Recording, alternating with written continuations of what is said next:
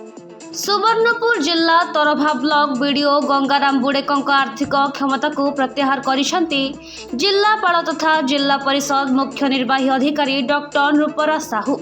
मंगलवार बीडीओ बुड़ेकंक स्थान में जिलापाल डॉक्टर साहू सोनपुर उपजिलापाल कार्यालय डेप्यूटी कलेक्टर सत्यसुंदर राउत को एही आर्थिक क्षमता सह तरभा बीडीओ दायित्व प्रदान करथिले।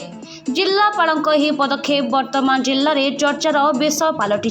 सूचना अनुसार तरभा ब्लॉक रे उन्नयनमूलक कार्य ठीक भाव हो पारुनथिबा बेले उन्नयनमूलक कार्यर बिल वर्ष वर्ष धरी प्रदान करुनथिले बीडीओ श्री बुड़ेक। विभिन्न संस्था माने काम करी सारिबा परे प्राप्य न पाई हैरान हेउथिले। प्रथमे बीडीओ बुड़ेकंक नाम तरभा पंचायत स्तरीय लोकप्रतिनिधि पर पंचायत समिति कार्यालय कर्मचारी और जनसाधारण जिलापाल निकट में अनेक थर अभियोग करथिले।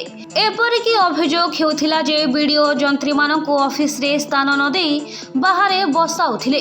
तांको व्यवहार रे ऑफिस रो कर्मचारी अतिष्ठ होई पड़िथिले। प्रतिवाद रे से माने बुड़ेकंक अधीन रे काम करिवे नाही बोली जिलापाल को लिखित भावे जणाइथिले। एभली स्थिति रे निजर क्षमता प्रयोग करी जिलापाल एही कार्यानुष्ठान ग्रहण करिथिबा चर्चा हेउछि। सेपटे बीडीओ श्री बुड़ेकंक प्रतिक्रिया नेबारु से कहिसंती एभली कार्यानुष्ठान काहेकि नियागला मु जानि नाही। स्टेनों ठारू मु एक चिठी पाइछि। बापाको स्वास्थ्य जनित समस्या कारण मु शनिवार ठारू भुवनेश्वर अछि बोली से कहिथिले। तरभा बीडीओंकर व्यवहार संपर्क में ऑफिस परिचालना संपर्क में बारंबार आम पाखे अभियोग थिला। खाली लोकप्रतिनिधि नुहंती लोकप्रतिनिधि मान तो बारंबार प्रतिवाद करी आसुथिले एवं आमे मध्ये तांको तागिद करिथिलु। किंतु एबे देखिलु जे ऑफिस रे जेतिकी कर्मचारी अछंती चतुर्थ श्रेणी कर्मचारी ठू आरंभ करिक आपण असिस्टेंट इंजीनियर पर असिस्टेंट एक्जीक्यूटिव इंजीनियर पर्यंत समस्ते बहुत दुखित थिले, डिप्रेशन रे थिले।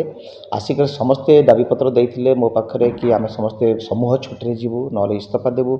ए भलिया घटना सब बारंबार जेतेबेले घटिला आमे एवं तांकर व्यवहार रे परिवर्तन आसिला नाही, किछि उन्नति आसिला नाही। बाध्य होइकरी कथाटा आहुरी खराब को जीवा पूर्वरु प्रशासन तरफ पदक्षेप नियागला एवं तांकर आर्थिक क्षमता जहाँ अच्छी ताको आमे प्रत्याहार करी आउ जने आमर ऑफिसर को बाछिकरी दिया हेछि न्यस्त करा हेछि। सुवर्णपुर राजकिशोर त्रिपाठी रिपोर्ट ओसाला प्रवाह।